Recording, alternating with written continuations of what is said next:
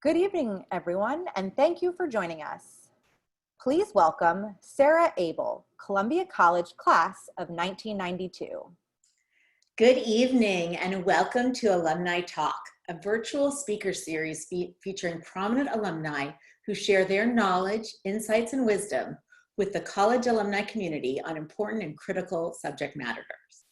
We're also pleased to welcome alumni from other schools through Columbia at Home.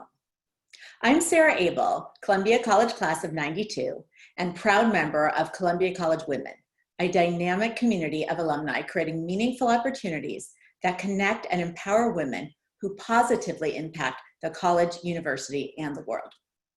On behalf of the college alumni community, I want to welcome you to an evening focused on child development, the neuropsychology of parenting during uncertainty, led by Dr. Vivian Mougios, Columbia class of 96, in conversation with Dr. Valerie Purdie-Greenaway, Columbia class of 93. Before we get started, please note, if you'd like to participate in the Q&A during tonight's discussion, please enter your questions, including your graduating year, into the Q&A box on the bottom of your screen. Your entry will only be visible to the facilitator. If your question is selected, we will ask your question on your behalf. Please submit questions at any time throughout the presentation. For optimal viewing, please enter full screen mode. Dr. Vivian Mougios is a clinical psychologist with a specialization in neuropsychology and neuropsychological assessments in both children and adult populations. Upon graduating from Columbia, she completed her doctorate at Long Island University with additional training in neuropsychology at the Brady Institute for Traumatic Brain Injury and Coma Recovery at Jamaica Hospital, as well as the Rusk Institute of Rehabilitation Medicine at NYU Medical Center. Through 2 decades of performing neuropsychological evaluations, managing and consulting thousands of students, as well as advising dozens of schools, Dr. Mougios has been privileged to observe how successful and confident learners are developed and nurtured. Dr. Mougios lives with her husband and 2 children in New York City. Dr. Valerie Purdie-Greenaway is a professor in the Department of Psychology at Columbia University and an instructor at Columbia Business School. She teaches, conducts research, and consults with global leaders to help them develop and foster diverse and inclusive work cultures. Dr. Purdie-Greenaway's research focuses on how stereotypes about women, ethnic minorities, and other diverse groups undermine high performance. She's a thought leader on strategies to break unconscious bias to maximize performance and motivation for all groups. During these challenging times, Dr. Purdie-Greenaway is developing virtual workshops and thought papers to help workplaces and schools amplify purpose-driven inclusion. Dr. Purdie-Greenaway has authored over 50 publications, and her research has been featured in media outlets such as the New York Times, Fortune Magazine, The Atlantic, and Scientific American. So a big welcome to our distinguished alumni speakers. Thank you so much, Sarah, and I am absolutely delighted to be here. I am actually looking forward to this evening as much as anyone, because the times related to the challenges of parenting have really been overwhelming. The word uncertainty as a psychologist has a sort of scientific meaning. There's actually a scale related to uncertainty, but it speaks nothing of what is happening in our times. We are still in the middle of a pandemic that is hitting every aspect of the Columbia community and the global community and beyond. In addition, racism and police brutality, which is not new, but yet has led to demonstrations the world over like many of us have not seen in our lifetime. Challenges related to immigration are affecting children and families around the world. And some of us are just simply dealing with the uncertainty of what to do with our children this summer. So we are grateful, and thank goodness we have an expert who is going to tell us. And I am so delighted to share time with a friend, a colleague, another Columbia woman, Vivian Mougios. Thank you and good evening. We're so glad that you could be here. Thank you. I feel humbled and grateful that I could have this opportunity. It's wonderful to be amongst the Columbia community, and I share your same concern and hope to provide some insight into what we're all facing in the moment, in a way that we've never faced before. So I think it's a time to have this conversation. Hope that it provides the insight to all of the listeners in this talk. So to start off, we heard just what a wonderful introduction. You're so accomplished. But what I'd love to hear from you is just sort of a down in the weeds. What do you do on a day-to-day basis? Who are your patients? Who do you work with? Just from a very sort of basic perspective, like how would we come across you, except for Great question. So I am a neuropsychologist. I specialize in child development and learning. And even though my career has taken twists and turns in terms of different specializations, I worked in brain injury and coma recovery. I worked in rehabilitation, but it always came back to children and pediatrics. I think that that has been a passion of mine to really understand, how young brains develop. And so where you'll find me is I basically do neuropsych assessments on children of a variety of levels. And it could be anything from ranging from dyslexia, autism, ADHD, emotional issues, and or acute stressors like the one we're facing now. And so what I do is I provide sort of an insight, and look in a very granular way in how a child's brain is developing from a learning perspective, how they're going to learn to read, how they're going to learn to acquire their math skills, what their visual skills are like, their verbal skills, their memory, their attention span, their executive functioning skills, and also emotionally where they are, their coping skills, what they're preoccupied with. And you have all this data and all this information, and you kind of put it into the framework of what their environment is.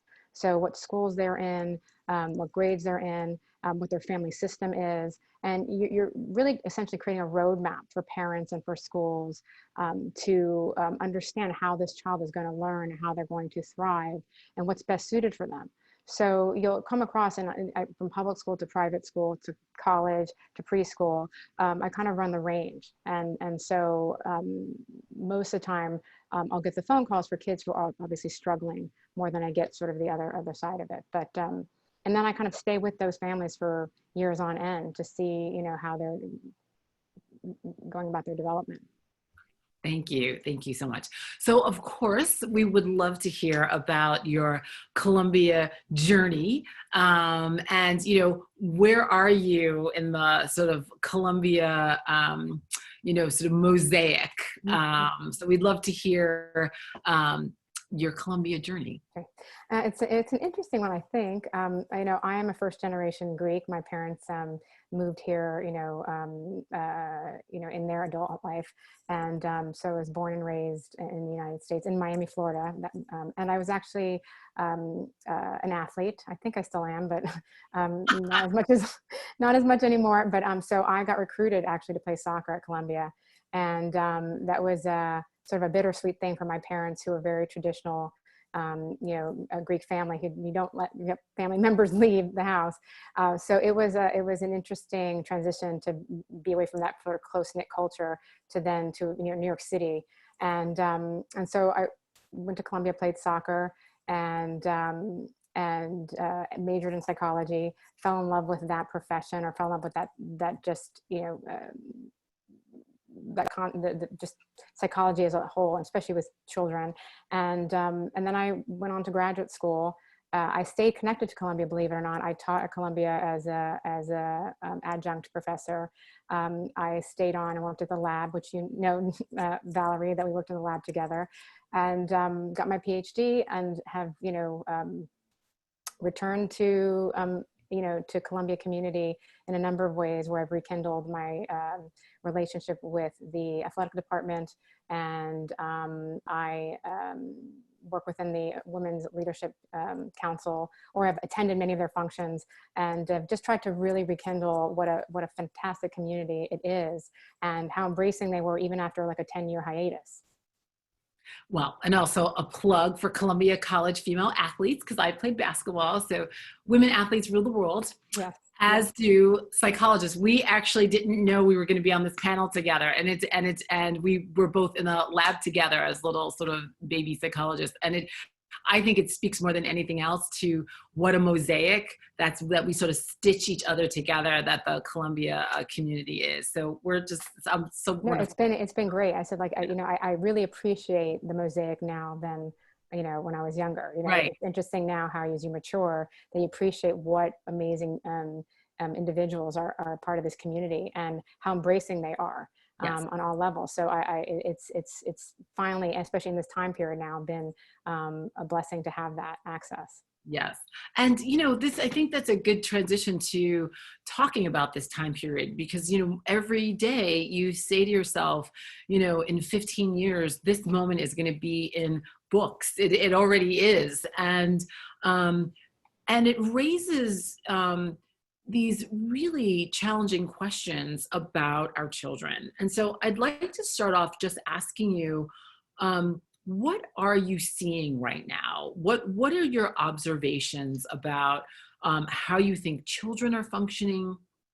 What do you mean by children, right? Because it could be toddlers versus early adolescents, late adolescents, et cetera. What are you seeing right now? And as you know, the Columbia College community is all over the world. So if you could also think through the lens of both the epicenter of New York, but just also globally, what are you seeing? What's on your mind? What are neuropsychologists thinking about related to this time of uncertainty in children? No, it's a great question, and it's definitely on my mind 24/7. And I started saying that, a lot of the language that we've been using, or that I hear parents using, is that, we're all in the same boat.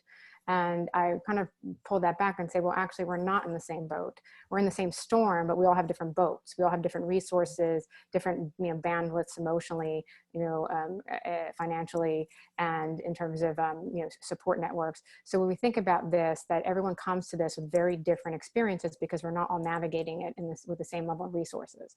So and also not just from that perspective, but also the perspective of, from a family systems, we have families who are just starting their families with infants, and some who are off to see their kids to college. So there's a wide range of, of experiences, not just in the epicenter of New York City, obviously internationally as well.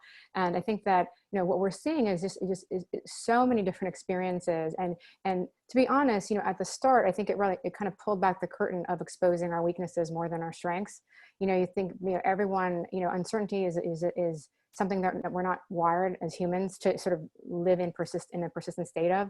So, in the beginning, I saw a lot of anxiety, a lot of stress, a lot of just, trying to cope with something that it was so slippery that no one can, get their hands on.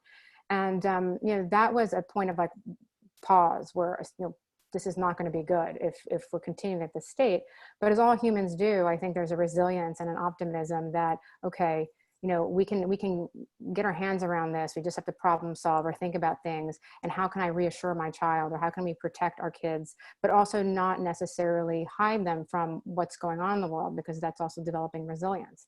So what I was seeing, sort of a wide range of, panic and despair, to I'm just going to shut down and just pretend this doesn't exist and wait till the smoke clears. And it's been interesting in the sense of, some kids have really responded well to the not being in school, less pressure, and some kids have, they're painfully feeling lonely and isolated because they can't see people in the flesh. So it's quite a wide range. Do you see any particular, say, patterns, say between maybe like early childhood, ages like 4 to 7 versus say early adolescence, fifth to 7th grade, ages like maybe 9 to 12 versus adolescents like 13 and up? Do you see sort of different patterns that you'd want us to know You know, about? it's interesting. I would say with the adolescents, you know, with the little kids, it's been more varied. I think the kids, depending on what their net, if they have siblings or if they have, there's a community that they've been able to, you know, because the caregivers or parents seem to be like the front and center. So they miss their friends clearly, but having the comfort of a parent being home, now parents are all home, you know, so there was a different kind of interaction. What's interesting is that, you know, given how much, you know, social media has ruled, you know, the teenage community, the adolescent community, or, you know, that you know, developmental range, you'd think that was, you know, that being in person would be not as important, because so many kids are about, you know, texting their friends, being online. You know, those kids, I feel like, miss their friends the most. It's interesting now that they're just sort of forced to be digital or virtual. They don't want it. They want to go to camp. They want to see their friends. They want to go to college. They want to be in it. And that was almost, you know, obviously feeling badly that they've had to deal with that difficulty, but at the same time, it kind of allows us to feel comforted that, you know, these kids want to be with each other, and that, yes, they all are consumed by their screens, but when it's all said and done, they want to see each other in person. And I think that speaks to like us as, you know, as children and adults, developmentally, we need, you know, human contact. That's good. Thank you so much. I'm smiling and I'm taking notes, but it's not for the next question. It's because I have a 12-year-old in the other room and a 22-year-old down the hall. I'm going to follow everything you say. So Yeah, if you're wrong, I'm coming after you. You can. And I have a 6-year-old and a 2-year-old. So it's you know, we're, again, being in different boats, and even for as much knowledge as I feel like I have, you know, it's been extremely challenging. So, so I think that's, and at the same time, I mean, we can talk about this, is the one thing I throw out at parents, you know, if we want to simplify or distill it down to its framework, I always say there's like the 3 R's that you operate from, and it's not reading, writing, and arithmetic, you know, as much as everyone's worried about academics. It's about, you know, reassurance, routine, and regulation. And that really is like the cornerstone, I think, of parenting from a place of like, where do I start, or what do I need to think about for my child? And I always say, well, if you just wake up in the morning and those are the 3 things that you think about throughout the day, then you're doing all right. And, you know, I can get into those specifics, but like the reassurance is the hardest one, which, and it doesn't seem that way intuitively, but it is. You know, routine, obviously we're wired as human beings to be in a routine. You know, we're in a 24-hour day, there's 365 days in a year. You know, their routine really stabilizes a child in their world. It provides a sense of, okay, I know what to expect. It takes it adds some certainty to the uncertainty. So routine is just, we've been hammering this away, you know, hammering at this with parents for decades. Routine is so important neurologically. I mean, how kids are sort of wired and how they become wired, you know, routine is important. And then there's regulation, which is also, I think, an obvious one, in the sense that, you know, you want kids to be, and adults to be self-regulated, to focus when they need to focus, to attend to tasks, to sort of be composed. You know, you don't want to be doing a reading activity or just engaging in a task and having someone bounce off the walls when they're not supposed to. There's a sense of self-regulation. And, you know, we talk about breathing exercise, we talk about physical exercise, but those things are very core components to children's needs in that respect. And then reassurance, you know, seems like the easy one, because, you know, as parents, we want to reassure our children all the time. But I feel like we fall into this trap of using magical thinking to reassure our kids when they say, well, when's the virus going to end? Why is there, you know, racism? Or why is there this? Or why is there, you know, that we immediately want to say it's going to be okay. And I feel like that sends a message of magical thinking that, well, you know, it's going to be okay, but how? And I think that's important, because you don't want to reassure blindly. I think you have to sort of acknowledge that, you know, we don't have all the answers, and there are bad things and ugly things in this world that we necessarily can't fix right away. But where the reassurance comes in is more actionable, in the sense that I'm going to do my part to make sure I can fix the situation or help the situation. So you're really reassuring your child to say, like, hey, I get that there's this problem and these horrible things, and I'm going to, as a parent, try to protect you as best I can, and I'm going to do X, Y, and Z. And that way you're actually giving them concrete information that's not just like, oh, it's going to be better, don't worry. And I think that's an important one, because, you know, I think as parents, instinctively, we want to reassure and make things better. But I think we fall into this trap of creating this magical thinking paradigm, and it doesn't really, it makes the kids more anxious. That is so helpful. Thank you so much.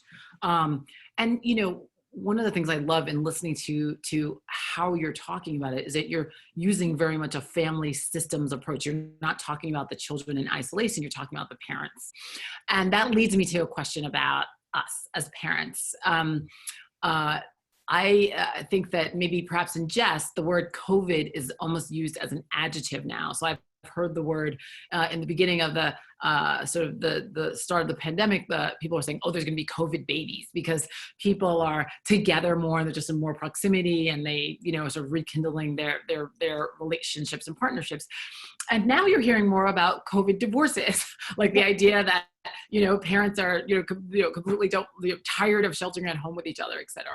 And so what I'd like to ask you is, what are you seeing with parents? And what should parents be thinking about the impact of their behavior and their attitudes, during this time of uncertainty? I'm going to specifically turn to the demonstrations later, but at the moment, just this general uncertainty. What are you both observing? I know my observation that oftentimes parents aren't aware, and this is some of your earlier research in the lab at Columbia, of the impact of parents' attitudes and behavior on their children and that spillover effect. But what are you seeing? I think it's a great question, because we are using it in an adjective and describing like all these now outcomes that are going to be a result. And the reality is that, when we think about children also, there always is a caregiver to some extent, whether that's a positive or negative, or how that there's going to be another adult, there's going to be an adult somewhere that's participating in this reciprocity. And so, I think, the reality is that, we all got blindsided by this, to some extent. And so we all had to sort of basically face the fact that our weaknesses are being exposed. And sometimes we were taking it out on our kids, sometimes not. But we also had this new role to, now we're going from working jobs to staying at home, trying to manage new interactions, manage our children's schooling, which is, I think, one of the most enormous stressors that parents have either opted in or opted out in some capacity, and with no direction, right? No one was told, okay, I don't want you to hover over your child while they're doing their work, or I don't want you doing this, or no, you actually have to help them with the technology. So there was really no instructions. We just kind of said, oh, look, everyone was scrambling, right, in this moment. So I think it kind of brought out the worst in them into parents. And then, of course, there's additional guilt and shame, and I'm stressed out and so forth. And that was spilling over to the kids. And so it was almost at a time where, I felt like the parents needed to bring their oxygen masks down and take the breath first before donning it onto their children. It's like, first take care of your needs, because you're not good to anybody if you can't, take care of your own needs, and decide also what your needs are. In that moment. And I think we saw parents who, what I was seeing was just some parents who weren't doing that, not taking care of their needs, and also kind of fixating on things that maybe weren't as relevant, like, so-and-so didn't finish their homework during, asynchronous learning, and it came to a point where, like, we're not even there yet. We're not even in there. We're at a place of, can we just peel it back and make sure your kid's okay? And what can you do? And this is in your wheelhouse to some extent too, but there's also a sense of, like, we didn't have to also hover so much either. There are some kids where we need to pull back and just let them kind of, obviously with the 3 R's kind of, in orbit around them, that, some of these kids needed to develop their resilience through this time period. And so it became complicated in the sense that everyone was trying to do too many things at too many times. And I think now everyone's coming through this, with a better sense of what works for their households, at least, for the time being. Thank you. And one of the things, this sort of image that I have sort of fixated in my mind is as a painting. I saw it on Facebook of sort of grandparents in one corner sort of fading away, and then young children in the other corner sort of fading. And it was supposed to sort of demonstrate the loss that many of our families have had, particularly around our grandparents and also the elders in our family. Can you talk about what is the role of the extended family during this time? Both, again, what are you observing but also how much can children handle in terms of talking about losses that are happening right now? I mean, and those are great questions, because our whole family system model shifted depending on whether we relied on grandparents, and I think there are certain, cultures and countries that really extended family is, it's like the default. And there's others who have, maybe not, actual family, but caregivers that have been, with them for a long time. And so you did have this significant shift where parents were kind of the end all be all across the board, or one caregiver or so forth. And I think that with the grandparents, which is still happening, I mean, they're the most vulnerable population. And so trying to preserve that relationship and trying to have it exist in some way, form or another is important. But I think that's been one of the hardest, I think, for the young children in particular who, have had those relationships. That's been the hardest, because that's the most physically distant, and so having to replace that in other ways, or finding transitional objects and so forth, I think has been, important in that respect. And so what a transitional object is, because that could actually be a helpful tool for people. Well, now it's interesting, because we used to think of it as like the blanket or the teddy bear or whatever, but now it could be, it's a picture of the grandparent, or it's having something that they can hold on to that reminds them of, of the person or the situation. Yeah. So a lot of kids, and you see a lot of regression there. You see kids now like kind of with their thumbs in their mouths more so, or going back to their loveys or their teddy bears, to hold on to those. So I think, again, going back to the 3 R's, having, you want to have the reassurance, besides reassuring them, having places in which they can feel connected or comforted. And this is where we're lucky to have this technology, right? In some ways, is that kids can still see their grandparents, hopefully, and still have interactions with them. And I think that's really important. So I want to talk about adult children. So I'm also a professor at the university, and one day we were in the classroom, the next week we were online, and then 2 weeks later, the entire undergraduate community went home for their own safety. And then this happened all over the world.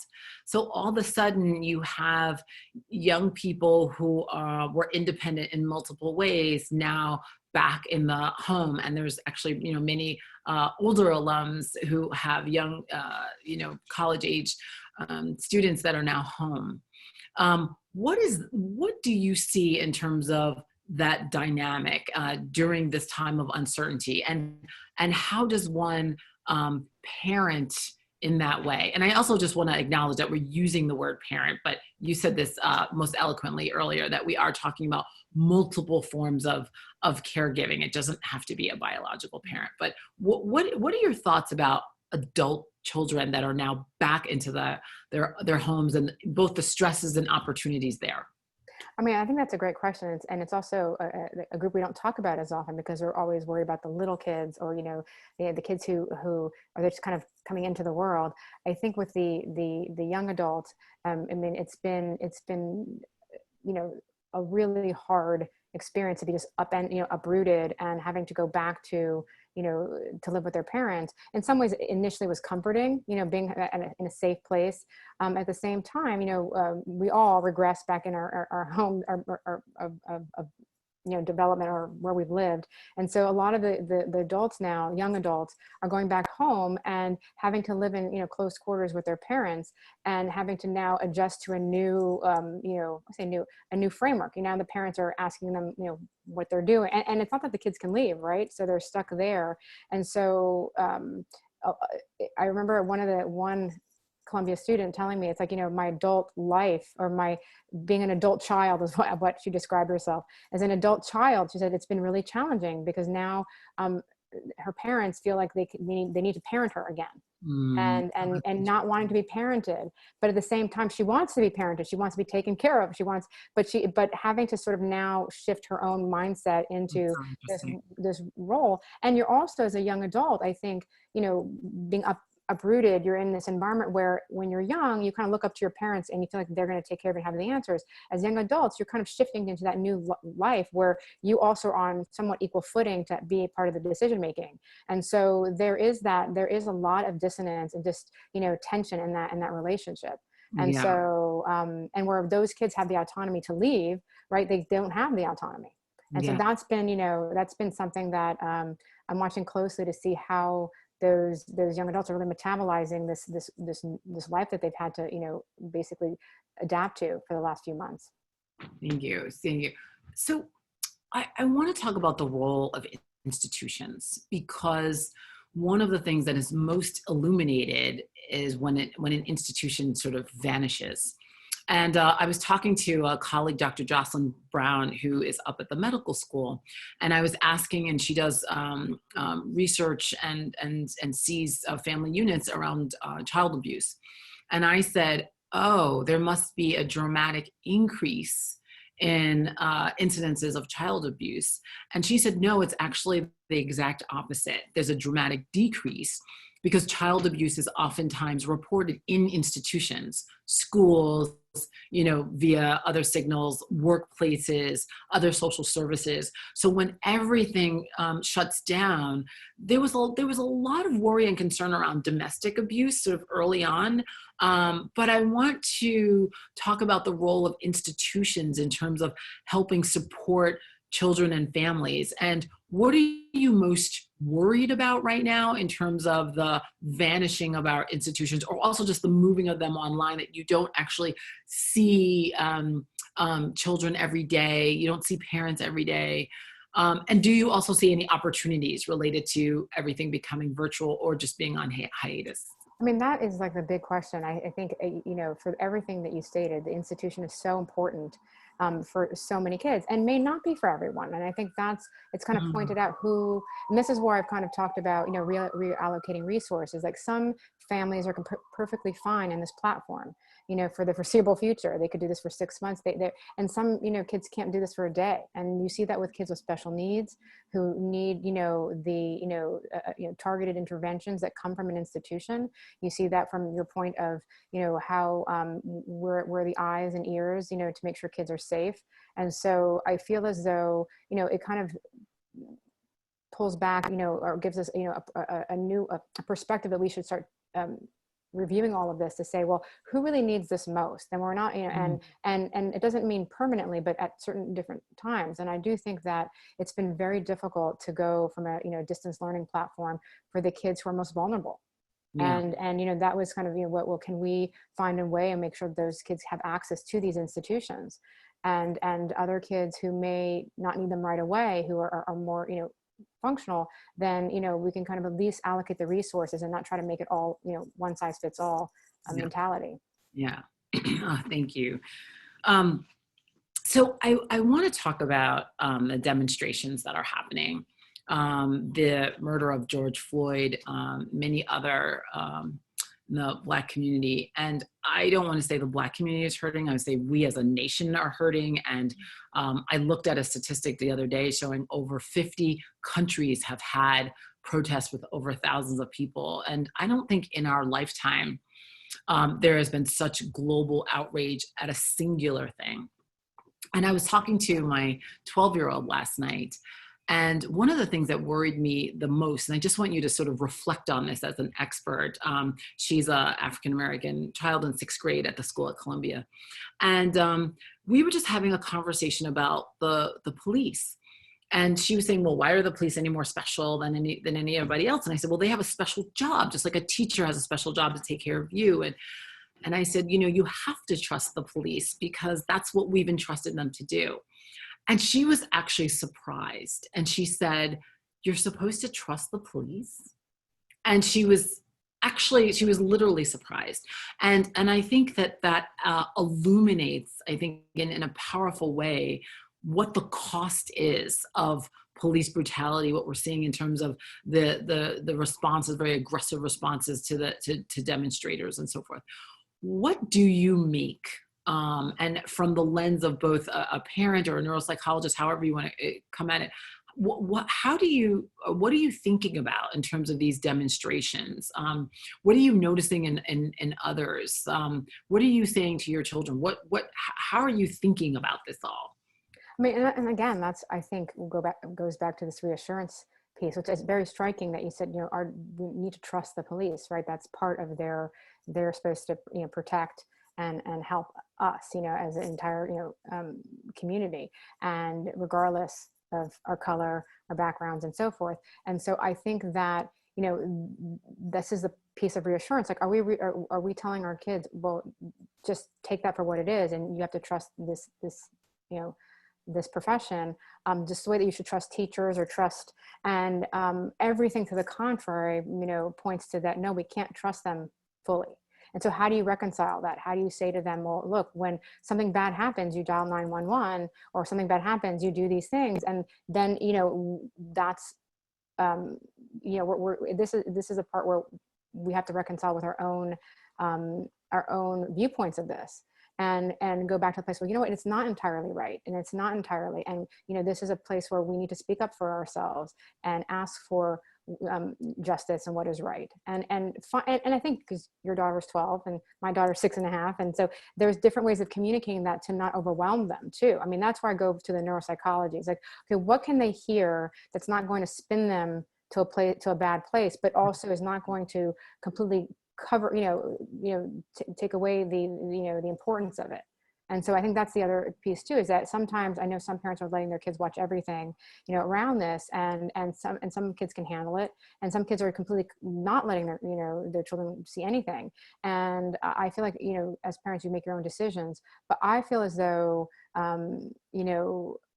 at first I was more nervous, not because of the protests. I mean, those were obviously, no one's going to dispute the importance of that and what happened. I think, you know, it was almost like the pandemic already, you know, took away a lot of the mental real estate of our kids. And then you added this other layer of uncertainty that, you know, was actually pre-existing anyway. You know, this is something that's been forever.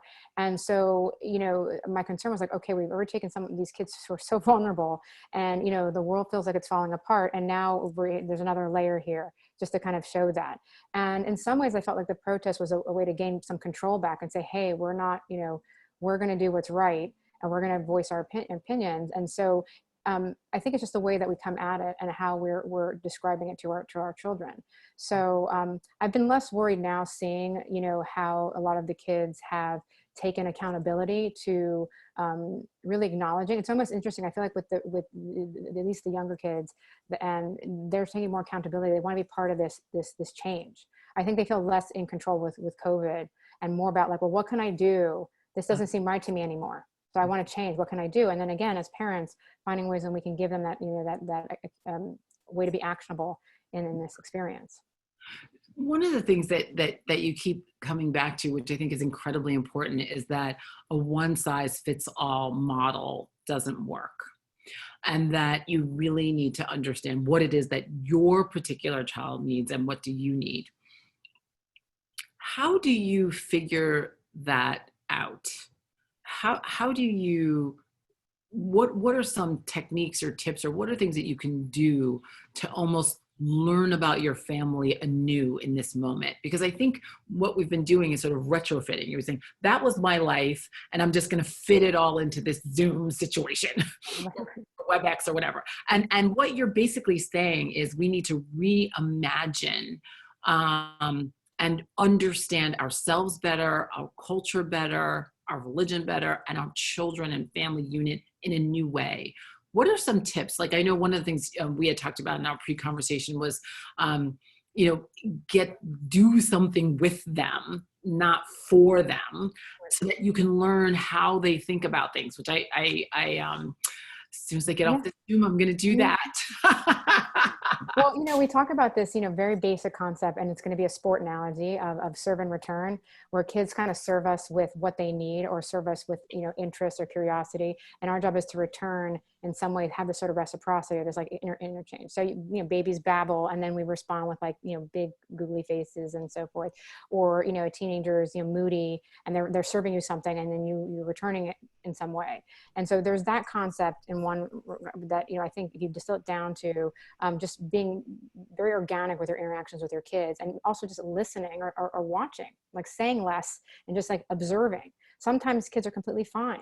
You know, you don't have to say like, are you okay? Are you okay? You know, at the same time, you know that you're caught up in something, and you see that your child is trying to get your attention in a way that maybe requires you to just stop and return the serve that they just, you know, and so I think that, when I always tell parents, like, go with, you know, the simplest platform. I mean, start with yourself, and also decide, and you've had some parents who just opt out of education altogether. I'm not doing Zoom at all. Some parents who are just consumed by it. And I think it starts with, you have to, again, start with yourself and say, what is fundamentally important to me, and how am I deciding that that's important to me? And this goes back to schooling, that some parents are just, we realize that we don't all have to follow the traditional conventional academic model. There are other models of learning. And I've said this for years and years and years. And, is that, really when it comes down to what is your end goal for yourself or your children, and for your children, like, and some parents may have some like narcissistic wishes of, Ivy League dreams and everything else. I get that there's those points, but really that you want your child to be like a functional, empathic, content individual who contributes to society. And by doing that, it's not necessarily getting the best grade in geometry. It's about what skills they need to develop as a result. And I think that that's something, when you break it down, and start to ask yourself, well, what I need to do to get there? It starts with you're the mirror of your child. Like, you're mirroring what you're doing. Is being imprinted on them, every minute of the day. And so I think that when you start feeling, creating, following the routine, the reassurance and the regulation, and really taking a step back of what you find important, the kids are going to follow. Wow. Okay. I have lots of work to do. So we had a few questions come in. So I'd like to sort of start the conversation to our wonderful Columbia family. This question came in from Tashwika Anderson, CC'93, who is now in the United Kingdom. And she says, the virus is expected to be with us for some time. And it may be at least 1 year before an effective vaccine is available and administered to large numbers. As a result, some parents are considering not sending their children to preschool. So this is a question about preschoolers in the upcoming academic year. What are the potential social, emotional, developmental impacts to 3 to 5-year-olds of being kept out of school for 1 year? It's a great question. I get it, daily.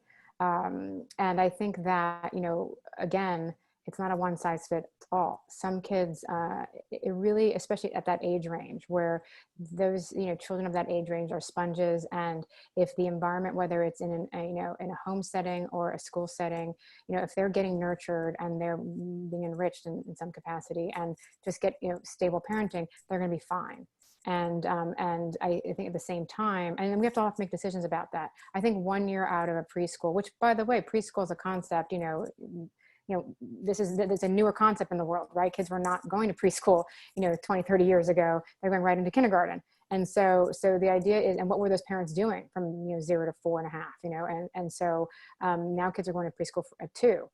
And so I think that really fundamentally, I think the hardest piece is the social emotional development. Kids thrive, in the company of their peers, and that's a good, reference point.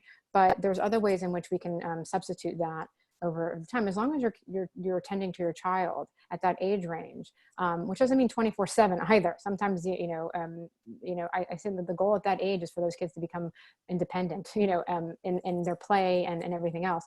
So I think it's just going to matter. I don't think neurologically anything significant is going to happen unless they're neglected and don't have, kind of any kind of exposure. But I don't think the school, this is not just for little kids, being out for a year and that exposure is going to have significant impact. Great, thank you. So we have a second question. This is from Rachel Weinstein from the Columbia School of Social Work, 1992. Thank you. I'm hearing a lot about the negative side effects of quarantine, anxiety, stress, etc. But what if the child is living their best life during this crisis? My kids are calmer, happier in many ways. They don't have to rush. They're sleeping on their own schedule, healthier from eating at home, no sitting in traffic, no running from one quote unquote fun activity to another, exercising, eating meals together, having conversations with their parents. Our lives before COVID were a bit insane. What if my child is living their best life? And again, this is the two opposite sides of the spectrum, in the sense that there are many kids who are living their best lives, and that it also, again, pulls the curtain back to say, what were we doing that we were just stressing these children out? And, when I get kids who come into my office who are, severely anxious and stress sensitive, and, they're just they're just being overly burdened and impinged upon by all the expectations. And now all of a sudden they get to be home, they get to see their parents more instead of like an hour a day. They get to go at their own pace. And it's not for every kid, but this is a good example of where that particular question and that example to me, really symbolizes, or really puts in perspective, that we have to really think our educational system, that not one size fits all. And that, some kids may be better off in a different kind of setup. And that and that makes sense from just by logic, is that, and some kids are the opposite, obviously, where they need the institution desperately. That's their lifeline. And so, so I think, as this all continues and extends, and we have to sort of live with this now, I think for this particular parent, I think it's just, maybe it's time to rethink what kind of, environment or educational setting is best for your child, which, I think as more parents, it won't be on the fringe anymore. It won't be something that's unusual or abnormal to do. Maybe they need to have, a homeschool scenario, or something that, as long as they have, the connections and the supports that they need, I'm not opposed to that. Yeah. Yeah. Great. Thank you. So what I'm going to do at this time is we have a few more minutes for questions that are coming up online. Thank you, all of you, for attending and all of your great questions. I'm going to turn it back over to Nell.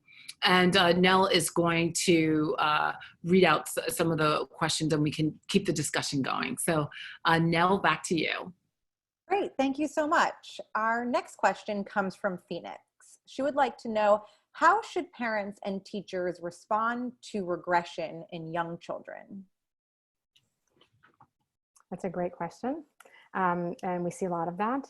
I think just as the response is to obviously not try to force the child out of the regression, I think, at least, and that, when a child regresses, they're telling you something. They're telling you that they're overwhelmed. They're telling you that this doesn't feel good, and I have to go to, whether it's going back from being potty trained to like in diapers, whether it's, curled up in their bed and not wanting to get out. I mean, there are ways, in many ways in which it manifests.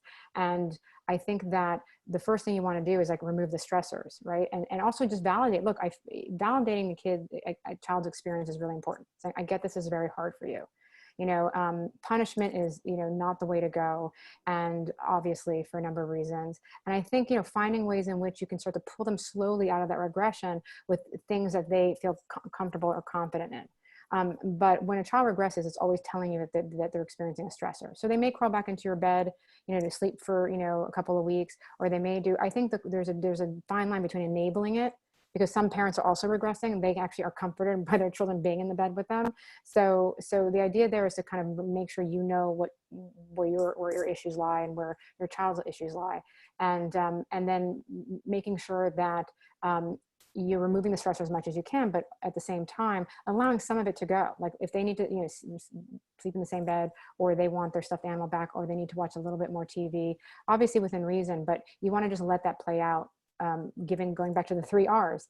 And then, the idea is that once everything stabilizes, they kind of will come out of those regressions, as they always do. That's great. That's great. There's the most recent issue of the New Yorker. I forget which page is on, but there's a little cartoon where the two parents are in the kid's bed, and the kids go, "Do you think it's time for you to go back to your own bed?" So the symbiosis there is not lost on the artist in the New Yorker. Yeah, no, I think they captured it quite perfectly, actually. Nell, we're gonna ask another question. Do you have another one for us? Excellent, I do. Our next question comes from Katie, who says, I am a current middle school teacher. How can we not only better support students, but also support parents and families during this time? Oh, I'd love to take that one, but I'll hear what you have to say, Vivian. We can answer it together.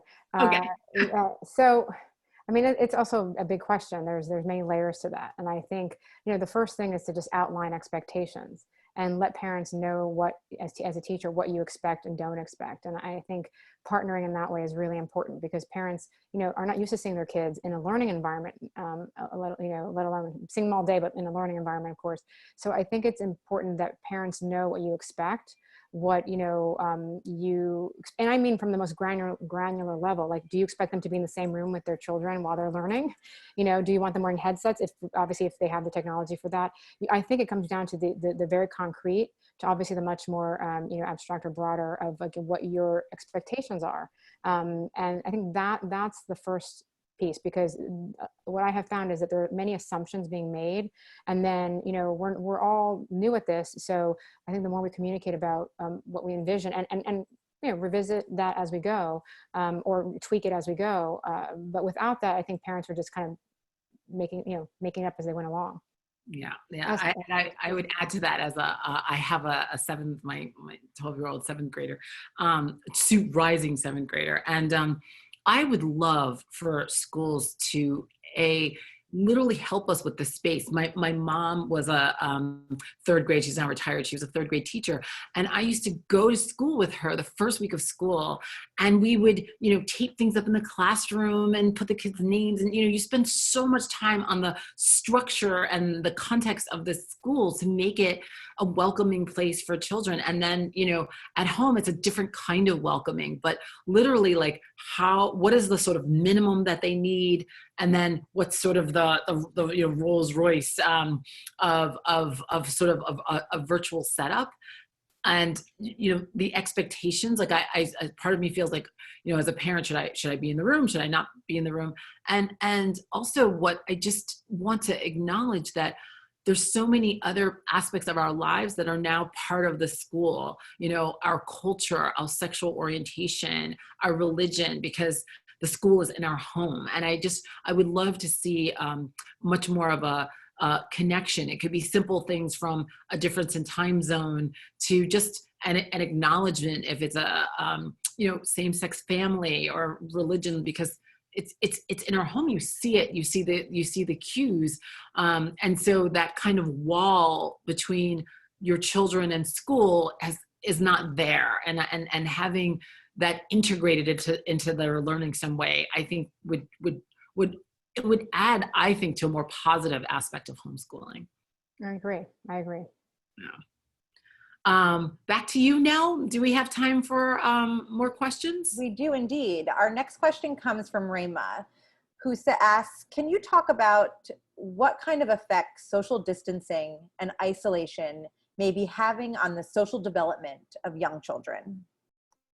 Yeah, again, great question. And I think there's a difference between, we keep trying to correct the language to say, we're not trying to social distance, we're having to physically distance. But at the same time, it creates isolation. So I think that the impact, depending on your situation, can be significant or can be nothing. Again, children really look to parents, caregivers, the adults around them as a big social component. So the idea that we're in isolation, the children themselves, hopefully, are not in isolation significantly. There's other adults, even if it's one other person. So the idea there is, of course, when it's one person versus, let's say, three siblings, there's a different dynamic. But I think the implications there are, and we know what happens when kids are isolated. This is not new to COVID. COVID is not really being, socially isolated. We see that in orphanages or in other situations where kids are, not provided with stimulation, and those have significant impacts on attachment to caregivers and so forth. In this situation, it's more along the lines of parents are more concerned about the way that my children was living pre-COVID was, they had play dates, they did this, they did that. Now they don't have that anymore. What's the impact? And to me, I feel that kids are really resilient in these enriched lives, that if they have the stimulation or, someone to interact with, they're buffered in some respect. And so again, I go back to the parent being like, your assumption or understanding of a child is they're not developing solely because they're interacting constantly, which means you have to hug them more because they're not being hugged by everybody. They're not being hugged by their teachers. They're not being hugged by, so, there's things that you actually, it does put more burden on the caregiver because, they do need to be hugged and held. That physical connection is important. So I always tell parents, like, hug your children constantly, give them kisses, hug them, the human touch is really important. And so, and they're not getting it. And so that's where I think that question is relevant to that piece, that regardless of where we are, if we're not being around other human beings, physical contact is important. Thank you. Yes, yes, yes. So Nell, we are going to turn it back to you and take another question. Thank you, Valerie. Our next question comes from Marcia. Can you specifically address the learning challenges for kids on the virtual platform, and also for kids with learning challenges such as ADHD? Oh, great question. So I've been working tirelessly around with various schools about what we think is important, and there's concrete elements to this clearly, and we're all learning. But even with the virtual platform, there are a couple of things just to kind of put it in a concrete format. Is we think about using that we're just hooking up to a computer with a camera, but from a learning perspective, if you think about learning, no one learns with a mirror. So I've said to teachers in schools, first of all, teach your kids how to use the digital platform properly before you even engage in learning. First, talk about, what the chat is for, or the shared screen, or most importantly, taking the self view off. Kids don't need to see themselves. It's very distracting. And that, even now. Where were you in March? Yeah, exactly. So that was one thing. And then, and again, everyone has different resources, but, what I've said is that, if you really want to optimize the learning, some kids need, you have to, they're not used to the screen. So, and so, for example, they were on these like little iPads or little tablets and could barely see. And so some parents, again, depending on what the resources are, said, if you can go to a computer size screen or even stream it onto a television. Now with all of the streaming capabilities, you can stream to a television, which I did with my 2.5-year-old. Was having Zoom classes twice a week with his preschool teacher, and he could want anything to do with it. And I realized this was like, that he was on this little screen, and as soon as I streamed it to the television, so now it's like a life-size person, he had a different engagement around. Oh, that's so interesting. And so, whereas but I think from to the point where I work mostly with are the kids who have learning difficulties, especially attention issues. They talk about this, but this goes back to the screen size, the distractions, is that kids with attention issues, there was someone, I don't know if it was a study that came out that's, kids' attention spans were only like 7 to 10 minutes on Zoom, which is entirely not true, even for kids with attention issues. It was the way that it was set up. If you have your child on your makeshift, if it was one of parents' laptops and there's notifications flying in, you're not using the right audio equipment. Like some kids just did better with headsets. So the kids with attention issues, I found that giving them, make sure the screen is the right size and having a headset or headphones versus like just the audio of the room, that seemed to be better. And to be honest, the most important thing that I describe to the schools and to parents is that kids with learning challenges can't always manage in a form of 18 to 20 students on Zoom. Those kids, I think, needed to be in a form of 5 kids. And so if it was possible and schools could do this, is that, some kids are really great with their independent learning, and some kids weren't. And usually it was the kids with attention issues. So if teachers had the capability, they would have these sort of study halls or have these where they had 5 kids kind of just like watching, kind of talking, having them do their work independently, but they could kind of sort of oversee what was going on.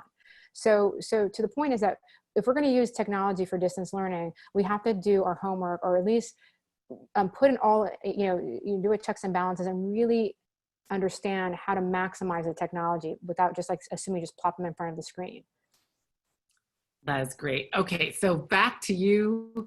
Nell, we want to try to get as many questions as we can to our wonderful Columbia community out there. So Nell, back to you.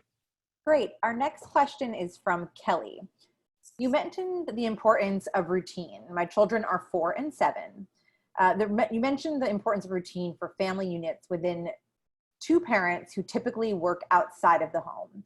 The best laid plans, schedules are often thrown off course by unexpected meetings or urgent work commitments. How can we navigate the need for routine within this context? And I'm living that every day with a 2.5-year-old and a 6.5-year-old, where routines change. And the point there is that you want to try to. This is the thing about meetings and everything else, is that you want to try to at least create some stability overall. If there's that much chaos, no matter how hard you try, I mean, that's just not going to be good for anybody. So I think there's also a sense of like what, really think about where you can kind of clamp down and have firm boundaries with meetings and work, and where you can't, and where you can kind of make those shifts happen. I think with routine also, it doesn't have to be that you're kind of every 30 minutes having to move your child to some activity or another. Routine can just be, I say routine starts out with like, get up in the morning, do you brush your teeth, or do you eat breakfast, brush your teeth, get dressed? Like what's that? That's a routine right there. So the routine doesn't have to be like the entire day. I always say, if you're doing the same kind of routine, and we have those, we have obviously a bedtime routine and a morning routine. I think that you start with what you're capable of providing. So if you're only capable of having, very specific, rituals and routines at certain points of the day, that's the starting point. And then you can have like the messy time, which is like, okay, this is what this is going to be the 2-3 hours where here's some different variations of things, but there's always, this is, mommy time or daddy time for work, but I do think that really speaks to one, where can you exercise boundaries around your own work, and also where you can lower your bar as to what routine should be. I think that's great. I know for me as a parent, I at least during the initial weeks, I just thought about sacrifice, that I shouldn't do anything, and then set up the routine around the children. And then what I realized is that, you actually have a fracture in the home. The routine is sort of the whole family. And then when you can integrate it, even with adult children, you wind up being able to sort of help everyone a little bit more. So yeah, and we're all, I think sometimes when we hear, this is where I'll even talk about routine, and I love the concrete questions, because when we say these big terms, or these sort of broad stroke terms, like what does it really mean? What does it look like in a person's home? And that's why I'm always happy to share, this is what I do in my home. It works for my home, and not always, it's not perfect, but the idea is that everyone, I think having the concrete strategies and knowing where the baseline is important. Great. So we still have time for a few more questions. So I'm going to shift it back to Nell. Great. Thank you. This can actually be our last audience question. This is from Dolores. What media resources do you recommend for young kids to help them cope in these uncertain times? Oh, great question.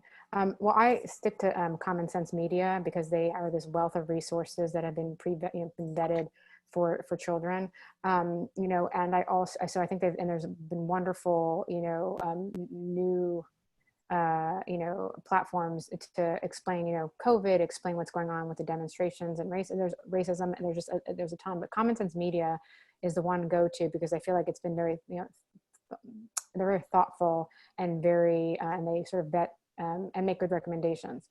So I feel like that's been like my go-to specifically for that, because they kind of do a meta-analysis too. They kind of look at what everyone else is doing. So that would be my go-to. And I think also, just to that point, is we're kind of stuck in the digital world now. And so, we're kind of changing our rules about who should see screens and so forth. How much exposure should kids have?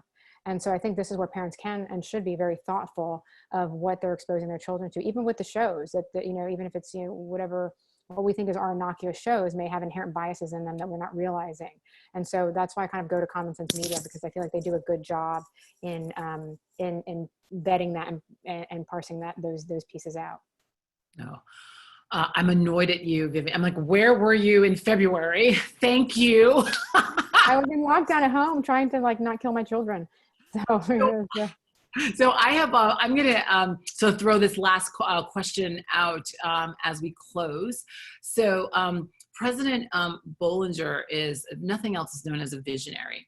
And he has laid out many plans, and he talks about the sort of fourth responsibility of the university is to be forward thinking, to think about the 21st century, and to think beyond this moment. And what do we need to be thinking about, not next year, but sort of into the future?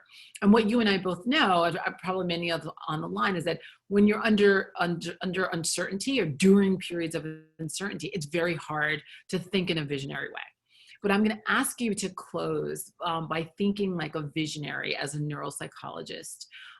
What do you think that parents should be thinking about, or what are you hopeful about in terms of the sort of 21st century, and thinking about the future that has come from this time of incredible uncertainty today?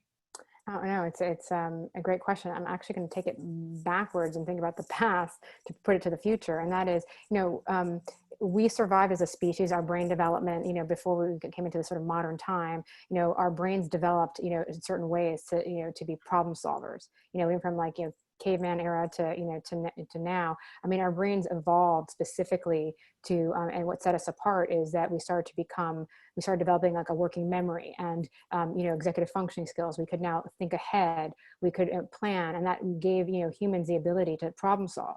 And in some ways, I feel like that's what the vision is, that we are wired to be problem solvers and be flexible thinkers. And so I think the vision for me, and what I think about from preschool, and this is something I've been talking about for years and years, that, yes, our children are going to read, they're going to write, they're going to do math, but really neurologically, I mean, you want to create these, flexible thinking, problem solving, self-regulated individuals, because that's really what allowed our species to survive, and so, and this is another sort of, shift in our survival.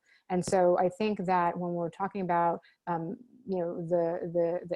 educational system and having a vision, it's like, how are we going to go back to those fundamental ways of who we were as a human race that can change our course, and and I think that's so fundamentally important from a neuropsychologist, at least, and thinking about that as our future unfolds. Well, thank you so much. And I just want to give a little plug to Columbia College, because the one thing that is the Columbia brand is you answer the question by changing the question and answering it a different way. That is lit hum and CC for you right there. Anyway, I was like, she did that Columbia thing. I was taught well. I was taught very well. That is our legacy. So with that, we thank you so much for your time. We thank you for what you do for New York City. We thank you for what you do for children everywhere.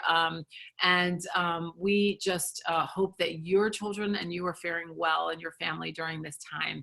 And I'm going to turn it back over to Nell. This has just been a wonderful and informative time with you. Thank you. Thank you, Valerie.